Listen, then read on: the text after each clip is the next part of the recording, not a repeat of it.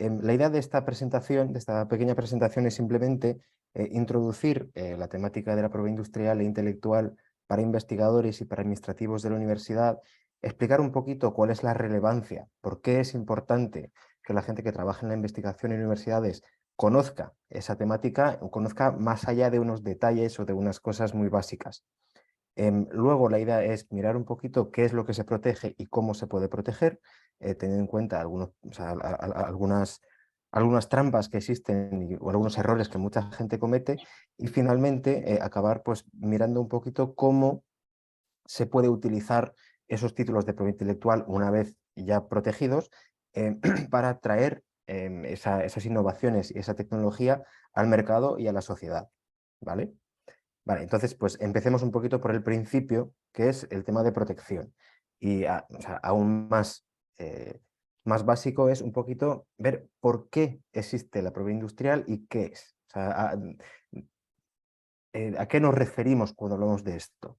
Pues la propiedad industrial realmente hay que pensarlo como un incentivo a la investigación y la innovación, pero no solo para crearla, sino que también para diseminarla.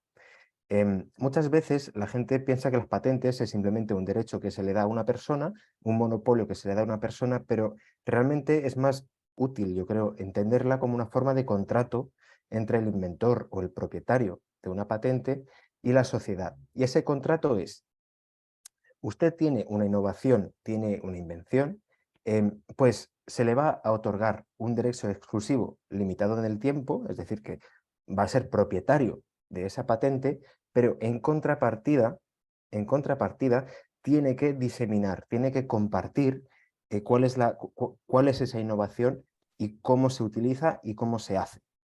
Eh, hay que entender que la patente no es simplemente, pues, mira, usted lo ha hecho, así que le damos un derecho exclusivo, porque ya está, así como así. No, la idea es, le damos un derecho exclusivo, en contrapartida tiene que compartir esa información, lo cual entonces ya no solo funciona como un incentivo a la creación, sino que también un incentivo a la diseminación y al compartir las ideas y los conocimientos. ¿Por qué es importante entender esto? Porque finalmente uno podrá decir la patente realmente no es muy útil, porque la gente que quiere innovar va a innovar por amor a la ciencia. Lo que pasa es que entonces, si uno innova y luego la gente le puede copiar sin ningún problema, no solo es que no es tanto que nadie más va a innovar, sino que va a innovar y no va a compartir ese conocimiento. Y entonces, pues en la comunidad y en la sociedad, la información y los conocimientos no podrán ser compartidos de manera tan fluida como existen hoy en día. Así que esto es simplemente pues, un concepto muy básico para un poquito entender el por qué existe ese sistema. El segundo punto que tenemos aquí en la pantalla es eso y eso se conecta con la segunda parte de la presentación, es que hay que entender que las patentes, por ejemplo, realmente son una herramienta.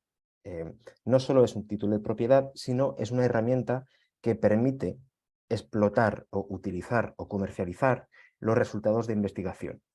Es decir, sin patente puede resultar muy difícil para una universidad, tanto como para una universidad como para una empresa, utilizar y traer esta innovación al mercado y a la sociedad. Ya veremos por qué en unos minutos. Vale. Ahora quiero un poquito, quería coger esa oportunidad para, digamos, despejar dudas o aclarar qué es lo que se puede proteger con títulos de propiedad industrial o intelectual. Porque bueno, yo en mi carrera he trabajado mucho con pequeñas empresas y con investigadores, y una frase que yo escucho muchísimo, y yo creo que cualquier profesional en propiedad industrial también la ha escuchado mucho, es: yo tengo una muy buena idea y la quiero patentar. Vale. Pues es muy importante entender que las ideas como tal no se protegen, o por lo menos no se protegen con títulos de propiedad industrial. La propiedad industrial protege, entonces, como vemos en la pantalla, los frutos del trabajo intelectual de las personas, pero no cubre conceptos abstractos. Es decir, para poder obtener un título de propiedad hay que ser capaz de definir muy específicamente qué es lo que se protege. Y una idea que está un poquito en el aire, pues no satisface ese requisito. De la misma manera, un descubrimiento científico, es decir, por ejemplo, el departamento de química o de biología descubre un nuevo componente que existe en la naturaleza, que existe fuera, no va a poder patentar o proteger o obtener de otra manera un título de propiedad sobre, sobre ese descubrimiento. Ojo, no se puede proteger el descubrimiento, pero sí se puede proteger la técnica o el método que se ha utilizado o que se utiliza para poder sintetizar o para poder aislar ese componente químico cuando no está ya aislado en la naturaleza. ¿Vale? Y otro tipo de innovación que no se puede proteger cuando muchas veces los científicos o los investigadores quieren proteger eh, son las teorías científicas o matemáticas, porque otra vez, las teorías científicas, si es una teoría, es algo que no es, digamos, es abstracto, es decir, pues sabemos que pues la Tierra va alrededor del Sol, esto lo sabemos y esto entra dentro de una teoría científica que, bueno, hoy en día es la teoría de la relatividad, eh, pero esta teoría no se puede proteger, porque entonces, si se pudiera proteger esto, esto impediría cualquier tipo de investigación para ir más allá en esa misma teoría. Vale, no sé si hay algunas dudas, preguntas. En cualquier momento, si alguien quiere hacer una pregunta, que no dude en hablar y, y entonces podemos despejar dudas. Entonces, como he dicho, no se protegen conceptos abstractos, teorías, descubrimientos, ideas. Lo que se protege realmente es la implementación de esas ideas en resultados concretos. Es decir, yo he hecho un descubrimiento descubrimiento que un componente químico utilizado de una cierta manera me permite hacer algo específico, pues lo que se puede proteger es, lo que se puede patentar es el método para utilizar este componente químico para obtener un resultado específico. Y entonces esto se puede proteger siendo una invención con una patente. También se pueden proteger pues, los diseños, que eso es la apariencia externa de productos. Se pueden proteger obras literarias. Ojo, lo que se protege, eso ya lo vamos a ver en un minuto, lo que se protege es la obra como tal, no las ideas que se exponen en esta obra. Por obra literaria hay que entender algo muy amplio, en el sentido que no solo estamos hablando de Don Quijote de Cervantes o alguna obra literaria con un interés literario particularmente importante, sino que cualquier obra escrita. Y entonces, por ejemplo, ahí entran los papers científicos o los artículos científicos. Se puede proteger lo que está escrito en esos papers. No se puede proteger como propiedad intelectual las ideas que se exponen en esas obras literarias. Y luego, pues, el cuarto ejemplo que puse aquí, por ejemplo, eran las marcas de comercio, que esto ya es una temática bastante diferente, y es la idea de que no puede proteger uno el logo o o sea, el concepto del branding para una empresa, no se puede proteger el concepto. Lo que sí que se puede proteger es el logo que se utiliza para el branding. Es unas pequeñas diferencias que hay que tomar en cuenta y que muchas veces la gente que sabe que existe la propiedad industrial o intelectual pero no sabe mucho del tema, es un error que se comete muchísimas veces. Es pensar que se pueden proteger ideas bastante abstractas, muy amplias, cuando realmente hay que aterrizar las cosas para poder definirlas y así protegerlas. Vale. Entonces, pues aquí simplemente es una pequeña tabla presentando los diferentes tipos de títulos de propiedad intelectual y qué es lo que protegen. A ver, lo que aquí creo que más nos interesa cuando estamos hablando de investigación científica en las universidades son los patentes y los modelos de utilidad. Eso, como expliqué hace unos minutos, protege las invenciones. Es decir, protege una manera concreta de utilizar o de crear o de crear algo. No sé cuántos de vosotros conocéis el concepto de modelos de utilidad, pero bueno, lo puedo explicar muy brevemente aquí. Un modelo de utilidad es como una mini patente, si quieren. Es decir, una patente va a proteger invenciones si cumplen con ciertos requisitos, que vamos a ver en un minuto, y dan una protección para, en general, 20 años, dependiendo de los países, pero 20 años es la regla general. Pues el modelo de utilidad es un título de propiedad que protege al inventor de una invención que igual no cumple con todos los requisitos de una patente. Es decir, puede que sea efectivamente nuevo, pero no cumple con el concepto de que sea innovador, no es lo suficientemente innovador. Muchas veces los modelos de utilidad se utilizan para lo que se llaman invenciones incrementales. Es decir, uno ya tiene una tecnología, pues no estoy creando una tecnología nueva, sino que he creado he innovado en el sentido de que he conseguido mejorar ligeramente esa innovación. Entonces, la innovación principal está patentada o estaba patentada, y entonces pues esa innovación incremental, que realmente solo hace que mejorar lo que ya existía, entonces se protege con un modelo de utilidad.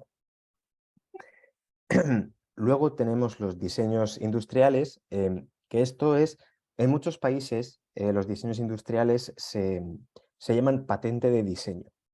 Y eso hace que mucha gente piensa que una patente de diseño y una patente de invención, pues realmente son dos cosas bastante similares, y si por algún motivo la patente de invención no la considero una opción particularmente interesante, típicamente es porque se tarda mucho en conseguirla y cuesta mucho dinero, pues voy a ir por una patente de diseño que me cuesta la mitad de la mitad y la puedo conseguir en muy poco tiempo. ¿Sí? Vale. Pues simplemente tener en cuenta que los diseños industriales es lo que protege la apariencia externa de productos. Es decir, si alguien crea una lámpara muy bonita, puede proteger la apariencia de esta lámpara con un diseño industrial. Luego tenemos el secreto industrial, que ahí también es una temática que es muy importante, que mucha gente, otra vez, sabe que existe, tiene perfectamente... Ay, he visto que hay una pregunta, perdón.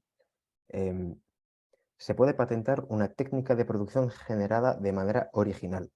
Pues enseguida lo vamos a ver, pero efectivamente una patente puede cubrir tanto un procedimiento como un objeto. Es decir, tengo un método que me permite llegar a un objetivo científico, como expliqué antes, pues un método, una técnica para aislar un componente químico, que en la naturaleza nunca está aislado, pero nos interesa aislarlo para luego poder reutilizarlo. Pues ese método puede ser patentable. ¿Sí? No sé si queda muy claro esa diferencia. Si no es el caso, no duden en hablar y en decírmelo. Em, Vale, lo que estaba, lo que estaba explicando, entonces el secreto industrial, em, otra vez, es algo que mucha gente sabe que existe, pero lo tiene o sea, no tiene muy claro qué es lo que se puede proteger y sobre todo cómo se define un secreto industrial.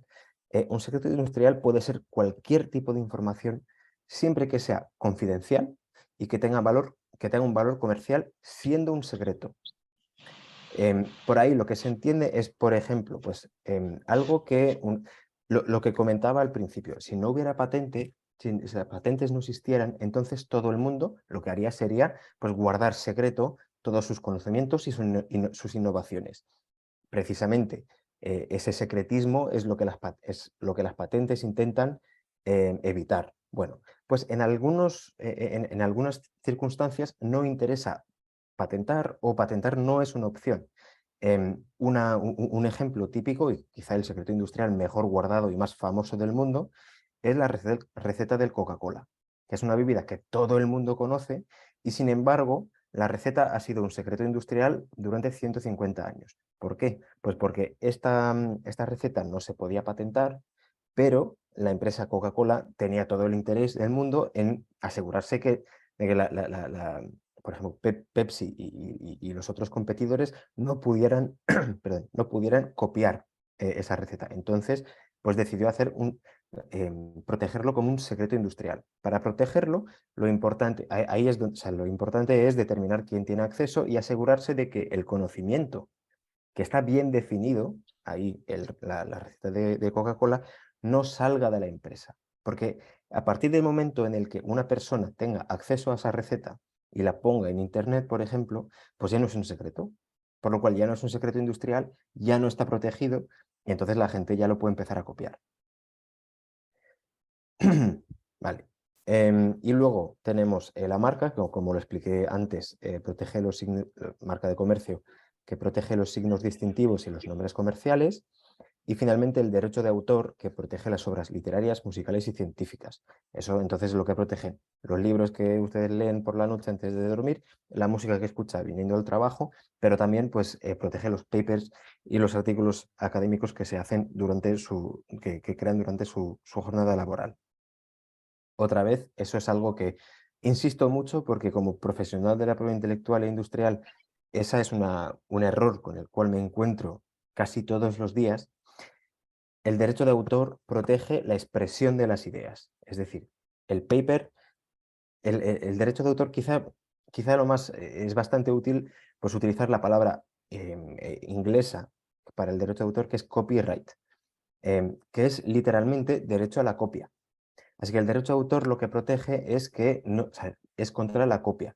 Yo tengo ese documento, lo he escrito yo y nadie lo puede copiar sin mi consentimiento o sin el consentimiento de una persona que sea titular del derecho de autor, puede ser diferente del autor como tal, dependiendo de las circunstancias. Pero proteger a la copia literal. Lo que no protege, sin embargo, son las ideas que están expresadas dentro de esa obra. Vale, a ver si me... Vale. Ahora, pues, porque al final yo creo que lo que más nos interesa aquí, cuando hablamos de innovación en las universidades y en los institutos de educación superior, son las patentes. Así que pues quiero volver un poquito a explicar y asegurarnos es, de que este concepto quede claro, y es muy importante que quede claro como dije al principio, porque los investigadores, la gente que trabaja en la investigación, igual no tiene un particular interés en lo que sea una patente y o particular interés en lo que es proteger. Pero muchas veces las universidades o las empresas sí que tienen un interés muy fuerte en asegurarse de que pues, esa innovación que vamos creando, que vamos desarrollando, pues luego tendremos las herramientas, es decir, el título de propiedad industrial, para luego poder comercializarla, venderla, utilizarla de alguna manera u otra. Por eso yo creo que es muy importante que toda la gente involucrada en el proceso de innovación tenga por lo menos un conocimiento suficiente para no cometer errores, porque como veremos hay errores muy comunes que se hacen em, partiendo del hecho de que la gente simplemente no sabe y pues igual no se ha interesado, no sabe porque cree saber y no es el caso. Entonces, pues una patente otorga un derecho exclusivo a la explotación de una invención definida en la solicitud. Aquí hay dos palabras que quiero resaltar, o dos expresiones, que es un derecho exclusivo, es decir, que es un derecho de exclusión.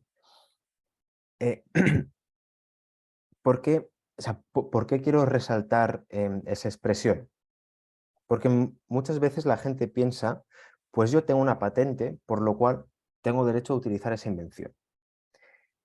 Y es que, por muy raro que parezca, no es el caso. En el 99% de los casos, sí. Pero lo que la patente da realmente es un derecho a decir a todos los demás que no pueden utilizar esa invención. No pueden utilizar lo que está protegido por la patente. ¿Por qué existe esa diferencia?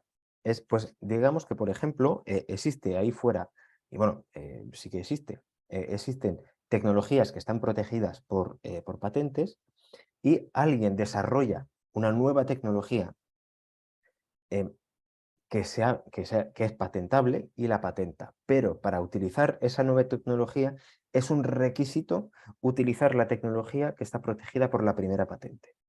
Bueno, pues si los titulares de esas dos patentes no son los mismos, el titular de la segunda patente no va a poder utilizarla sin la autorización del titular de la primera patente. No sé, esto queda claro porque sé que es un concepto que muchas veces confunde a mucha gente, em, pero bueno, pues si hay alguna duda, que no duden pues, si hay duda, no duden en decírmelo.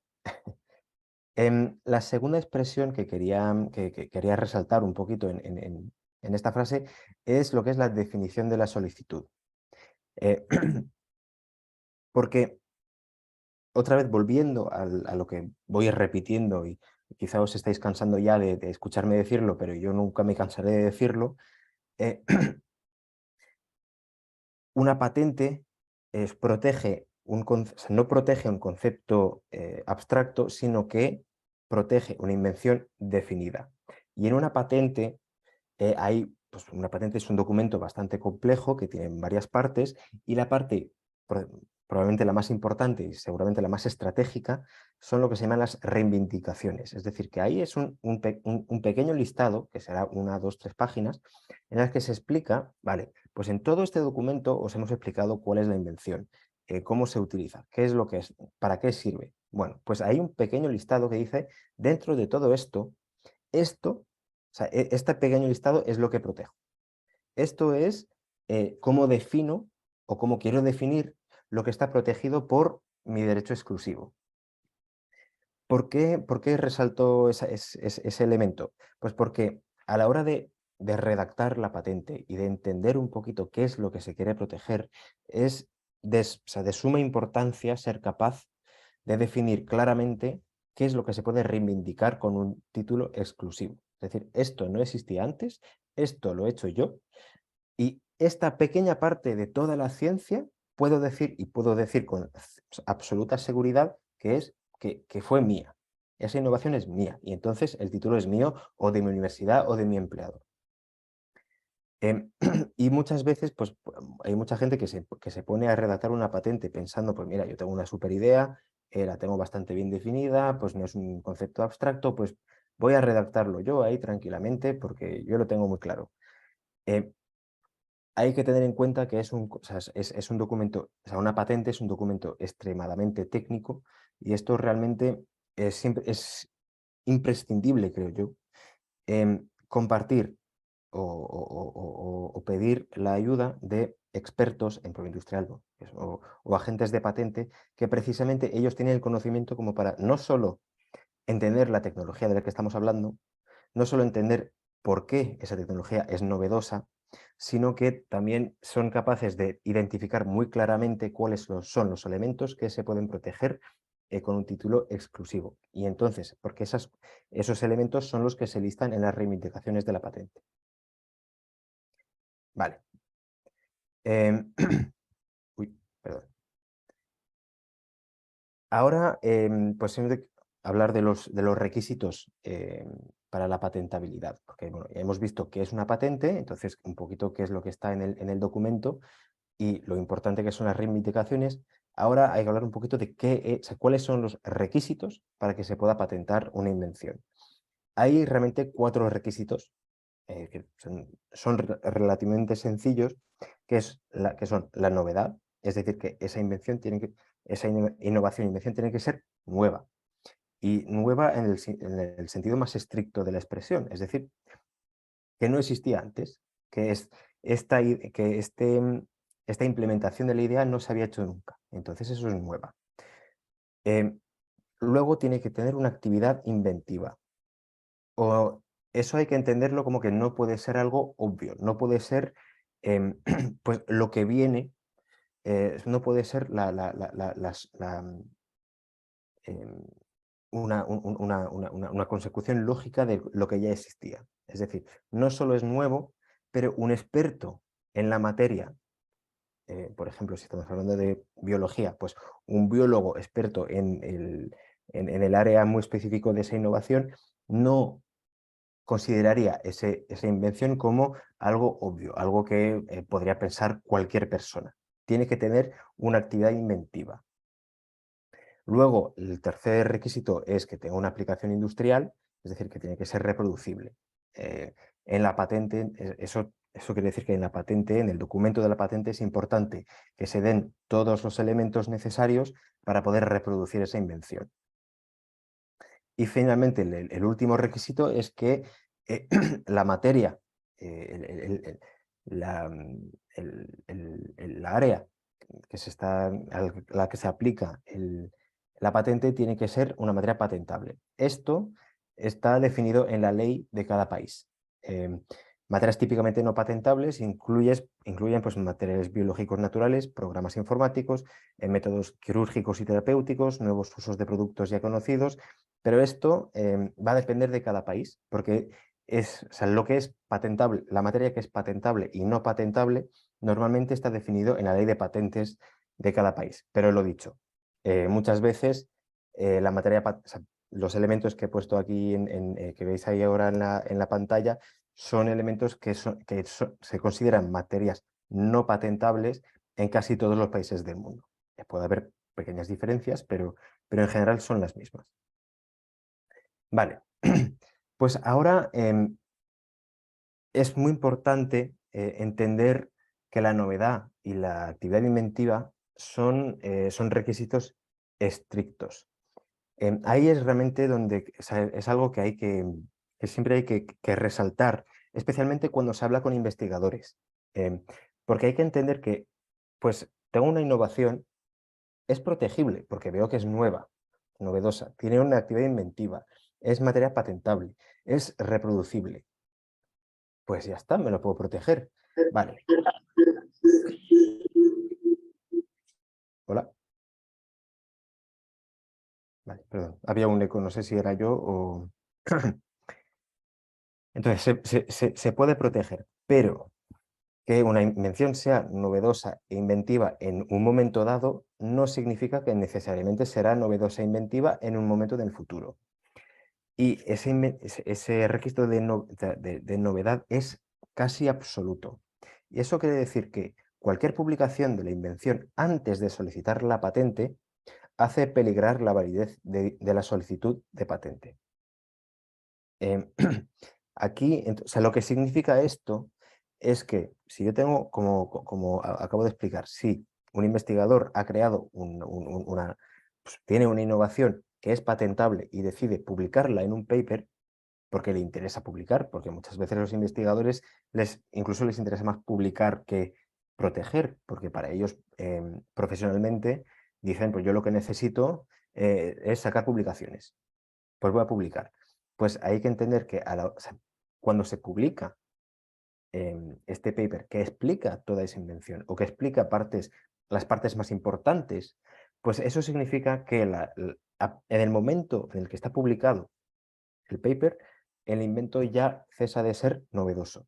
Y entonces esa invención que efectivamente era nueva, inventiva, etcétera, pues ya no lo es. Y entonces ya no es patentable. Por eso es extremadamente importante que los investigadores entiendan, o sea, yo hablo aquí sobre todo de los investigadores porque muchas veces ellos son los que empujan para la publicación, porque a ellos a nivel profesional y personal es lo que más les interesa a corto plazo. Es importante entender que a veces, si estamos hablando de innovaciones que puedan llevar a patentabilidad de ciertos elementos, es necesario, o por lo menos puede ser muy útil, decir, a ver, antes de publicar vamos a mirar un poco lo que hay detrás y si hace falta y si tenemos que tomar algunas medidas para protegerlo mediante patentes, pues vamos a esperar antes de publicar. ¿Vale?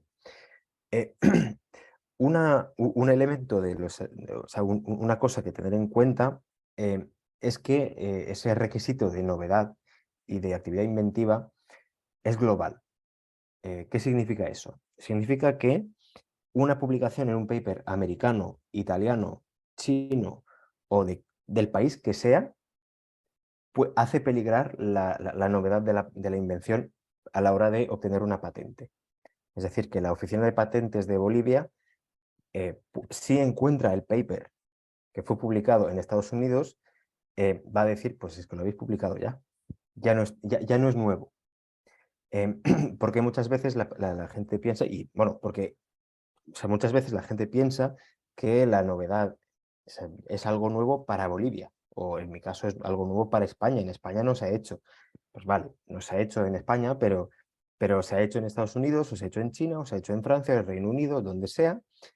Y si se ha publicado su paper en Estados Unidos, en Francia, etcétera, etcétera, pues tiene las mismas consecuencias.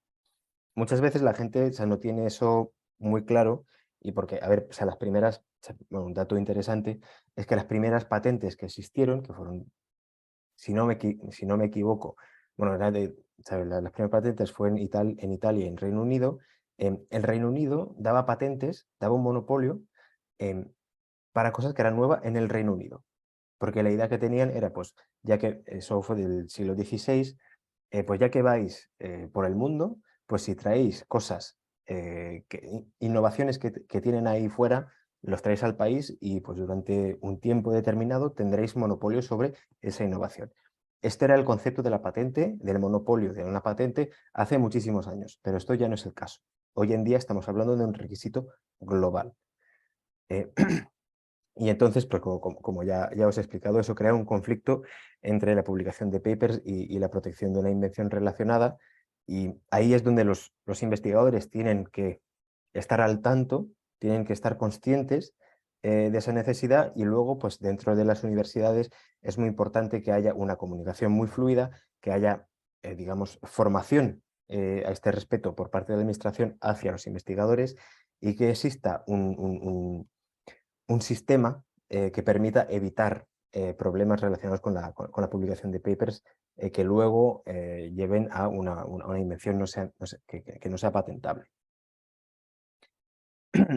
O sea, uno de los últimos elementos que quiero comentar aquí es la territorialidad de las patentes, porque hasta ahora hablando de patentes un poquito en abstracto, pero hay que tener en cuenta que una patente es un título puramente nacional o territorial. Es decir, que una patente que se obtiene en Bolivia solo tiene valor en Bolivia, porque una patente en Bolivia pues da un monopolio o un derecho de exclusión en Bolivia, pero no va a aplicar y no tendrá ningún peso jurídico fuera de este país. Lo mismo para una patente americana o una patente española. Eh, eso es algo que otra vez, muchas veces la gente no lo entiende y piensa, pues mira, yo voy a obtener mi patente en Bolivia y ya está. Porque además obtenerla en Bolivia me cuesta muchísimo menos que obtenerla en Estados Unidos o en Europa. Pero ya tengo mi patente. Pues tener en cuenta que o sea, la patente como título es un título territorial. Solo se aplica donde se ha registrado. Entonces, cuando hablo de tiempos de gracia y limitaciones en el tiempo, es porque pues, igual aquí veis un pequeño problema entre lo que he explicado antes de la novedad que es global y la territorialidad de una patente. Es decir, yo hablando con pequeñas empresas, muchas veces me dicen, pues a ver, ahora mismo vamos a proteger en España, porque es lo que nos da el dinero y porque ahora mismo el mercado español es el mercado que nos interesa, y ya en un futuro miraremos a ver si patentamos en Estados Unidos y en Alemania, porque también nos interesaría esos países. Pues tener en cuenta que una solicitud de patente registrada en un país eh, tiene efectos en cuanto a la novedad de la invención en todos los demás países del mundo. del mundo. Si yo obtengo una patente en España y esa patente está publicada, pues ya está ahí, ya está fuera, ya está diseminada y entonces ya no es nueva. Lo cual significa que yo, digamos, 2 o 3 años más tarde, me voy a Estados Unidos porque pienso que ya tengo la oportunidad y la capacidad para proteger y utilizar mi invención en este país y resulta que no voy a poder hacerlo porque mi invención ya no es nueva. No se va a decir que no es suya, simplemente que ya no es patentable por falta de novedad. Por lo cual es muy importante tener en cuenta este elemento geográfico de las patentes, tanto a la hora de entender el concepto de novedad como a la hora de proteger. Los tiempos de gracia y las limitaciones en el tiempo se refieren a que, visto ese conflicto entre protección y protección nacional y novedad internacional, se creó un sistema en el que, a partir del momento en el que uno ha solicitado una patente en un país, tiene, tiene 12 meses en general para poder obtener, o sea, para poder solicitar la misma patente, o sea, una patente para la misma invención en otro país. Vale.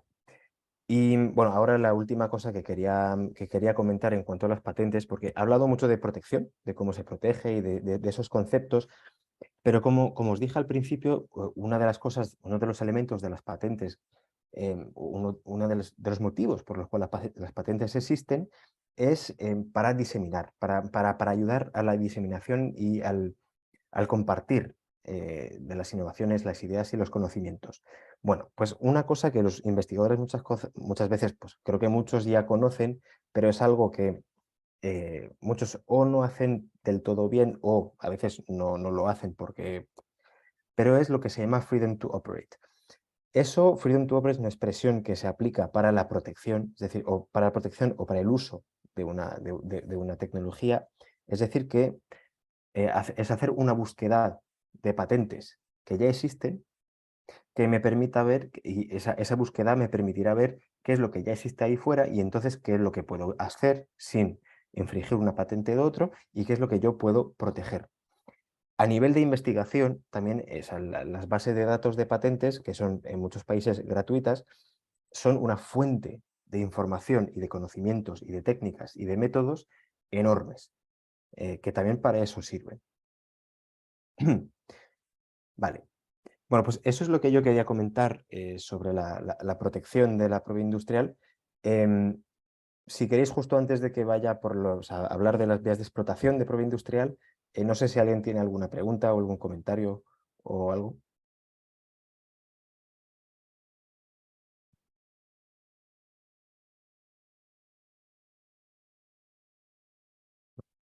Vale.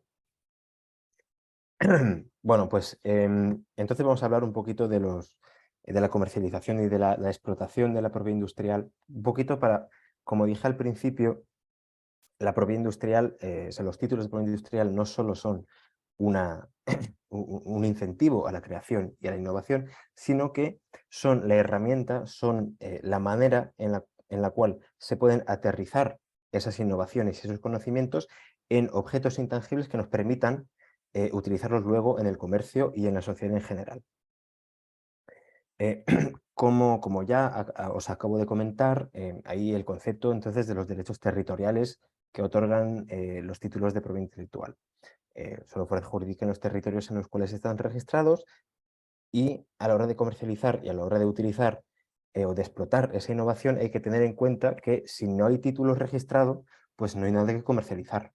Porque como ya expliqué al principio, lo que son ideas o conceptos abstractos no se protegen, no se pueden definir como un elemento jurídico y entonces no se puede comercializar.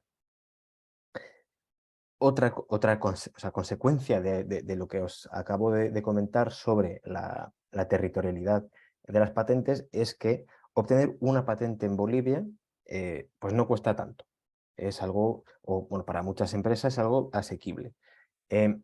Luego, si hablamos de obtener una patente en Bolivia y 2 o 3 otros países, bueno, pues los costes son manejables. Pero si estamos hablando de obtener una patente en 40 países, ya a nivel dinero, ya no es a nivel estratégico o a nivel de voluntad, sino que a nivel dinero igual la institución no llega.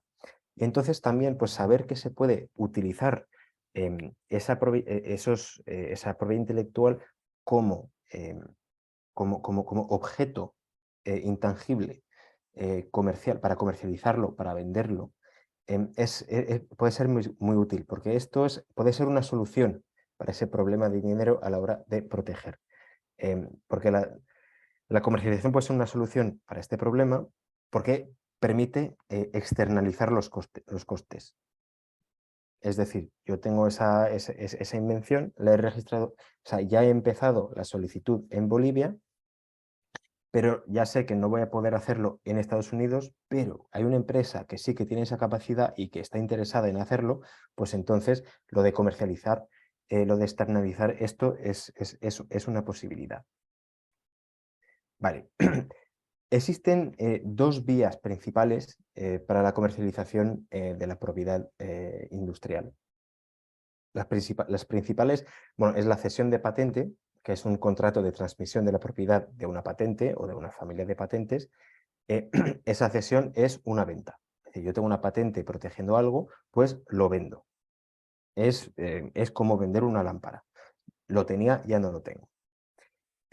La otra forma más habitual es la licencia de patentes. Eso es un contrato autorizando a un particular o una empresa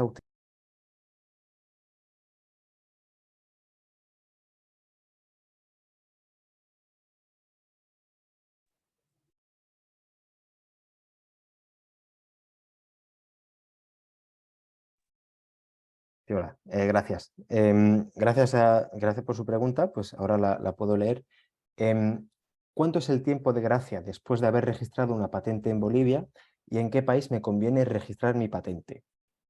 A ver, pues para la primera pregunta, el tiempo de gracia, lo que se llama el tiempo que se le da para poder pedir prioridad, son 12 meses. Una vez que usted ha registrado una patente, o sea, ha registrado una solicitud de patentes, es a partir de la fecha de solicitud. Fecha de solicitud, digamos, pues 26 de abril del 2023. Usted tiene hasta el 25 de abril del 2024 para poder solicitar una patente para la misma invención en otros países. En esto, igual, bueno, hay un elemento que no comenté en el momento. Existen realmente pues, dos herramientas para, para, pa- para luchar contra esa dificultad de la novedad global y el derecho territorial, que es entonces pues, este tiempo de gracia, y luego hay lo que se llama el Tratado de Cooperación de Patentes. Eso es un sistema que permite hacer una sola solicitud para una patente en varios países, en varios países a la misma vez. Es decir, una misma solicitud y en esa misma solicitud se dice, pues yo quiero proteger en esos 15 países. Entonces, esto puede que cueste un poquito menos, pero sobre todo lo interesante es que da más tiempo y es un elemento que permite evitar cualquier problema con esto. En cuanto a su segunda pregunta, que es ¿en qué país me conviene registrar mi patente? Esto realmente dependerá totalmente de la estrategia y de la capacidad que tiene la empresa. Va a depender si la empresa o la universidad o la entidad en general quiere comercializar o quiere utilizar esa invención en Bolivia y únicamente en Bolivia, entonces interesa simplemente proteger en Bolivia. Si considera que esta innovación tiene capacidad para tiene capacidad para explotación, para comercialización en otros países, ahí es donde puede interesar buscar protegerlo en esos países. Por ejemplo, esto realmente va a ser, en cada caso va a depender de las capacidades de cada uno o sea, de cada entidad, del dinero que tiene y de la estrategia que tiene. Desafortunadamente, o sea, no hay una respuesta correcta, obvia, en este caso. Y veo que tenemos otra pregunta, que es si se puede patentar una teoría didáctica.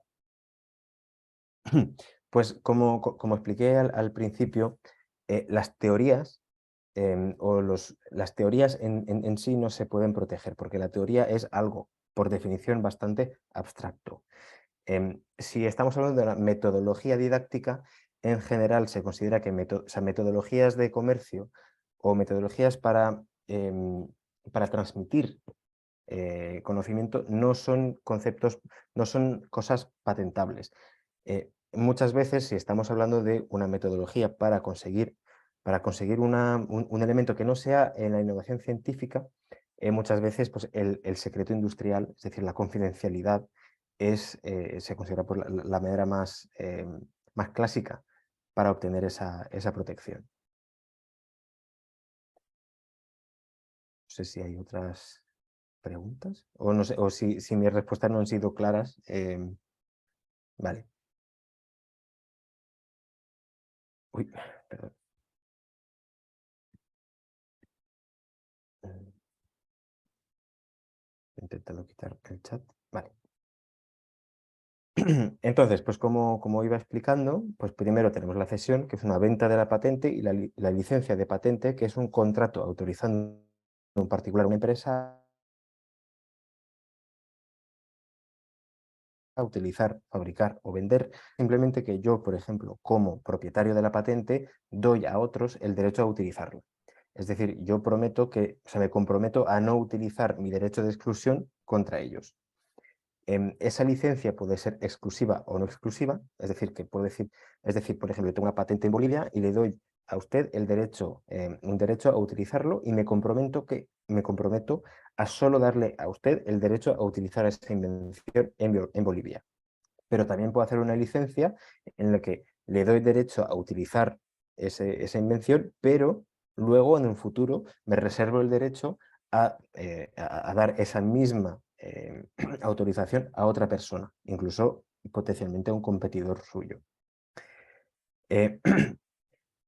La licencia de patentes en general, pues la contribución económica o la contrapartida económica son las regalías, es decir, y las regalías pueden ser fijas o un porcentaje, es decir, se puede decir que cada año me va a pagar $1.000.000 o cada año me tiene que pagar el 15% de la plusvalía o del beneficio que ha podido hacer al explotar, utilizar y comercializar esa invención. Luego aquí en la pantalla podéis ver pues, una pequeña tabla que he hecho pues, comparando un poquito la cesión y licencia. Entonces la cesión pues, es una renuncia a los derechos sobre la patente cuando la licencia es el hecho de compartir esos derechos. En el caso de cesión normalmente estamos hablando de una cuota única, es decir, pues, como decía antes, es como vender una lámpara, vendo la lámpara y me da usted €1.000.000 y ya está, y ya no hablamos más. Mientras la licencia es, pues le doy el derecho a utilizar esa lámpara y me va a pagar cada año €1.000.000 mientras va utilizando esa licencia. Creo que hay otra. Pues hay una pregunta de Loyola Valdivia que pregunta si la patente es de la universidad, igual puede hacer cesión de patentes. Pues obviamente, pues sí. O sea, cualquier propietario, a ver, el que puede hacer cesión de la patente es el propietario de la patente. Así que si la universidad es propietaria de una patente, entonces tiene todos los derechos para hacer esa cesión. Aquí hay que hacer la diferencia entre em, el propietario de una patente y el inventor. Em, muchas veces, en muchos casos, el inventor, o sea, cuando si estamos hablando de una persona sola ahí en su jardín que está innovando, pues entonces esa persona va a inventar y va a registrar la patente a su nombre. Y entonces será inventor y propietario. En muchísimos casos, cuando estamos hablando de un empleado, la invención o la innovación del empleado va a ser propiedad del empleador. Y, por ejemplo, pues luego esto va a depender de los convenios de la universidad o en los países, pero muchas veces la universidad es la entidad que va a ser propietaria de la patente. Así que si una patente es de la universidad, la entidad que puede hacer esa cesión es la universidad como tal, no el inventor.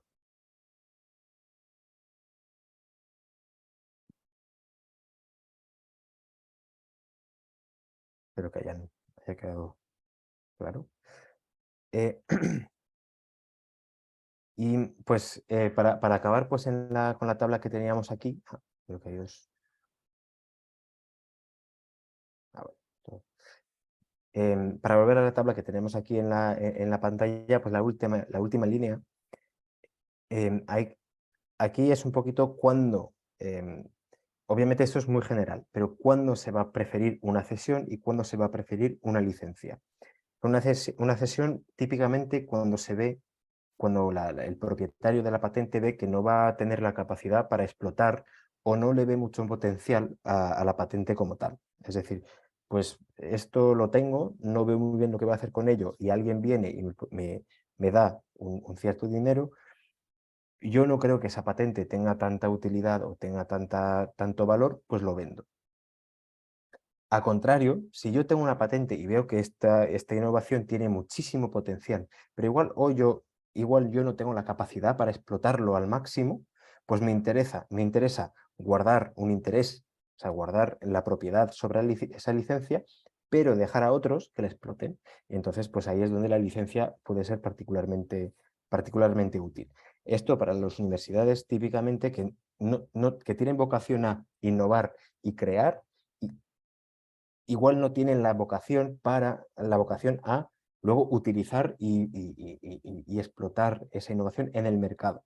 Entonces las licencias para las universidades, por ejemplo, puede ser algo muy relevante. Hablando de las universidades específicamente, pues existe una vía de explotación muy específica, que son las spin-off. Una spin-off es una empresa creada cuya iniciativa parte del personal universitario para transferir al mercado aquel conocimiento, tecnología o resultado de investigación generado en el ámbito universitario con potencial económico. Entonces, la universidad, o sea, la spin-off es una empresa, como una startup, que ha sido creada por la universidad o a partir de gente de la universidad con el objetivo de comercializar y explotar la innovación o la patente registrada por la universidad. Ese es el objetivo y ese es el concepto del spin-off. Es algo que se ve muchísimo o sea, eso empezó en Estados Unidos porque las universidades vieron que para ellas tener esas pequeñas empresas en las cuales la universidad propia tenía un interés, perdón, era tenía un potencial enorme a la hora de explotar y de comercializar y entonces pues, de ganar dinero a base de la innovación creada. Aquí hay dos elementos que tener en cuenta. Primero es la relación con la universidad, es decir, la spin-off es una entidad separada de la universidad, no es la universidad, pero hay que ver un poquito cuál es la relación, cuáles son los intereses y los derechos de la universidad sobre los resultados económicos de la empresa. Y luego hay que mirar un poquito la temática del personal afectado. Si ese spin-off, por ejemplo, se crea con un profesor, un investigador principal de la universidad como director o como consejero técnico, pues son elementos que van a depender de las reglas internas de la universidad y de lo que desea, de lo que desea la universidad. Vale. Luego, pues aquí hay en la pantalla simplemente he incluido unos elementos sobre la comercialización y sobre los métodos de valoración de las patentes, porque como expliqué hace unos minutos, para decidir cómo se va a comercializar, si es mediante cesión, mediante licencias, mediante creación de spin-off, pues hay que valorar un poquito la patente. Hay que ser capaz de identificar un poquito cuál es el valor de esta patente. Y entonces, pues aquí podemos ver que existen tres métodos principales para la valoración de patentes, que son pues, el cálculo de ingresos, que es calcular el valor a partir del importe de los ingresos económicos que se espera que genere la patente. Hay el método del mercado, que es una comparación del precio real pagado por la transferencia de derechos de una patente similar en circunstancias comparables. Ese es el más común, sobre todo cuando estamos hablando de una patente entonces que tiene potencial económico bastante importante, entonces la vamos a querer licenciar y es el método para un poquito ver cuáles van a ser las tarifas de las regalías en esa licencia. Y el tercer método es el método del costo, que permite determinar el valor de una patente calculando el costo de otra patente similar. Esto es cuando se tiene muchísima información sobre tecnología comparable en un mercado comparable, en circunstancias comparables. Entonces, si uno es capaz de extrapolar del coste de una patente el coste de la suya, entonces ese es lo que se llama el método del coste. Vale.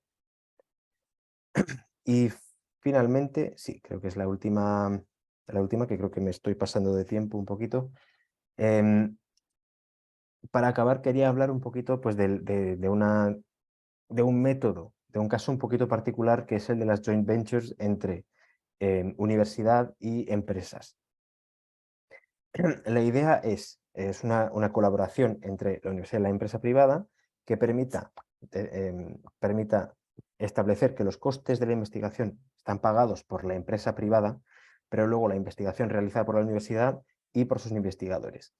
Esto realmente es una manera para la universidad de atraer financiación y un ejemplo de esto muy concreto. ¿Y por qué esto es relevante cuando estamos hablando de propiedad industrial? Es, digamos, que una empresa, bueno, aquí estoy dando un ejemplo muy, muy abstracto, pero una empresa farmacéutica viene y dice, pues necesitamos una investigación sobre un medicamento muy específico que creemos que tiene ese potencial. Nosotros tenemos esos datos, pero sabemos que vuestro equipo tiene conocimiento muy específico que les permitiría dar permitiría pues, llevar a cabo esa investigación de la mejor manera posible. Ahí, ¿quién gana? Pues la universidad entonces va a recibir financiación para poder pagar a los investigadores y lo que sea necesario para realizar la investigación, y luego la empresa, si esa investigación da resultados concretos que son patentables, en general en esos contratos de joint venture la empresa privada o tiene la titularidad total de la patente o por lo menos tiene titularidad parcial, es decir, una titularidad compartida entre la universidad y la empresa. Esto, si no existieran los derechos, o sea, si no existiera el concepto de patentes, sería muy difícil, sería muy complicado. Vale.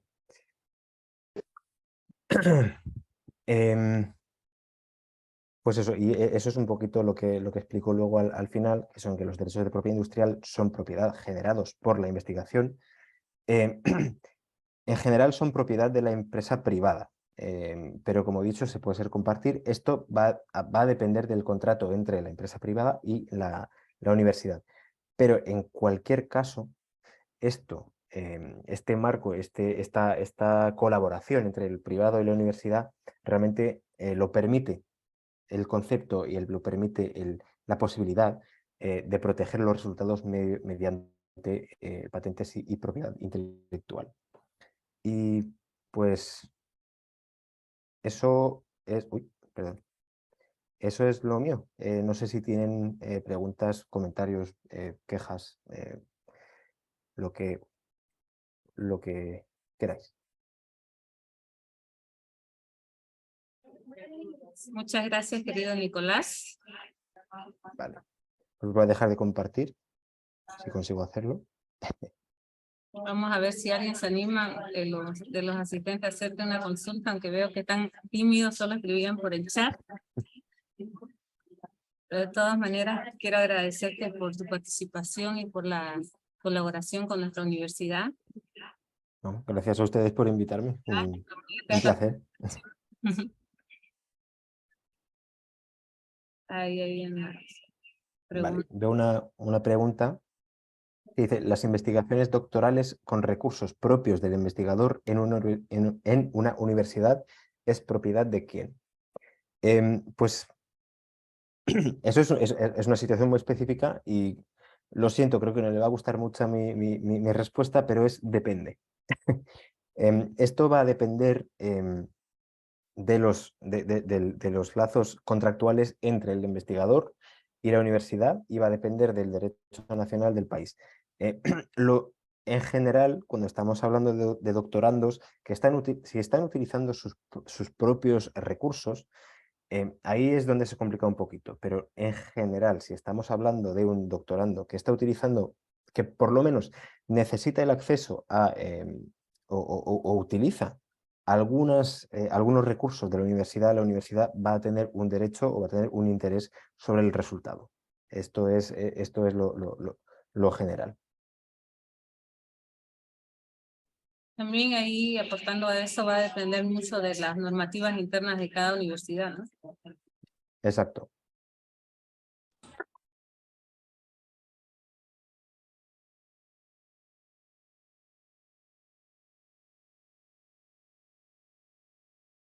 Felicitar al expositor Nicolás Gutiérrez. Pues, Tengo una muchísimas gracias. pregunta. Claro. Ahí preguntaban sobre trabajos doctorales. Bueno, estamos en la institución de educación superior. Entonces, ¿cuál sería la estructura administrativa? No sé si ustedes deben tener experiencia con esto dentro de las instituciones de educación superior. ¿Cuál sería la estructura administrativa que debe acompañar a este grupo de profesionales, sean doctorados o profesionales, no más solamente ingenieros, ¿no? En su investigación para que pueda orientarlo a que reconozca las reivindicaciones y pueda tener ese éxito en tener una propiedad intelectual? A ver, yo hablando ahí de mi experiencia de trabajo en la Universidad de Alicante, para ser totalmente honesto, yo no he trabajado muchísimo con doctorandos sobre esa temática, pero lo que sí que se aconseja siempre, más que hablar de un ente administrativo que acompañaría a los investigadores sobre esto, lo importante es que haya un nivel de conocimiento y de entendimiento. Es decir, que, por ejemplo, cuando estamos hablando de doctorandos haciendo investigación científica, pues, a ver, no sé exactamente cómo funciona en vuestra universidad, pero, por ejemplo, en la Universidad de Alicante, cuando uno hace un doctorado, no solo hace su investigación, sino que tiene, pues, una serie de cursos obligatorios formando a la teoría de la investigación, etc. Pues, por ejemplo, aquí la temática de la importancia de la prueba industrial es algo que se puede aclarar en ese momento. Entonces, ahí es más puntual que un acompañamiento. A nivel de cuál es el cuerpo administrativo que se tiene que hacer cargo de esto va a depender de la política interna y de las guerras políticas dentro de una universidad.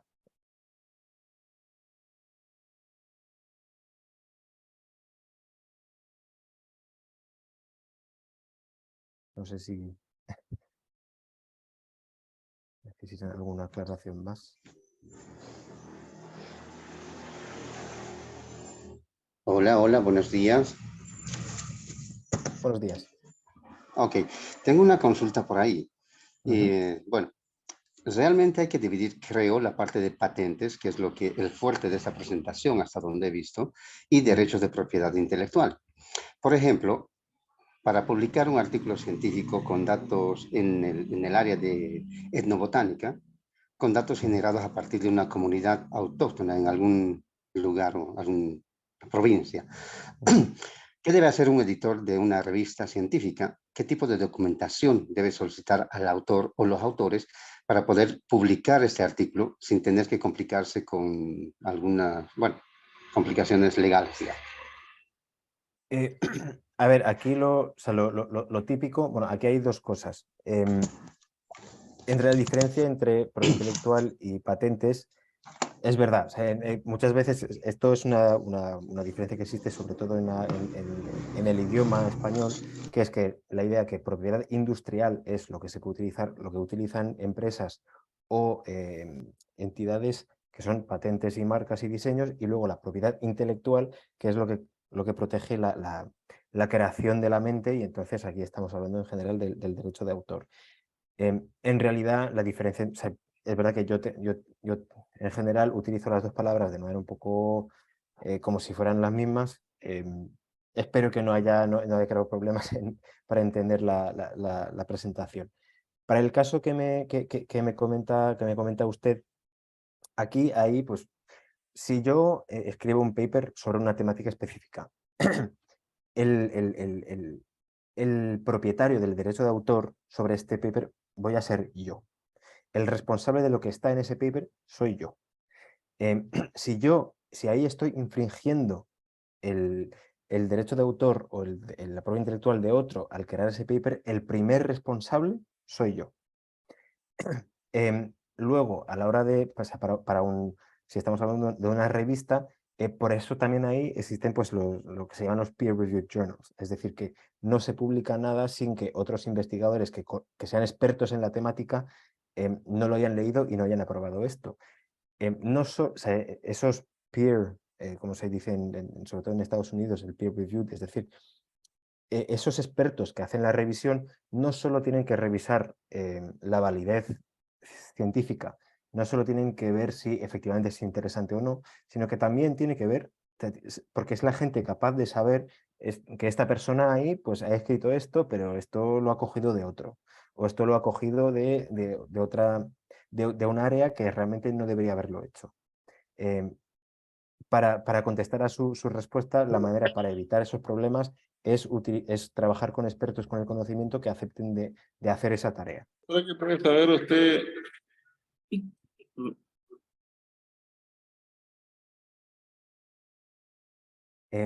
Veo que hay una pregunta aquí que pregunta, ¿después de hacer una patente se pudiera publicar o ya no se podría?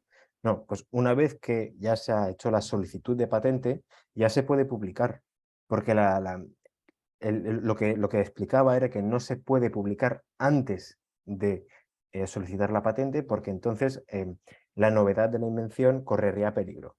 Pero una vez que ya se ha solicitado, la patente, ya se puede publicar y diseminar la invención como uno quiera.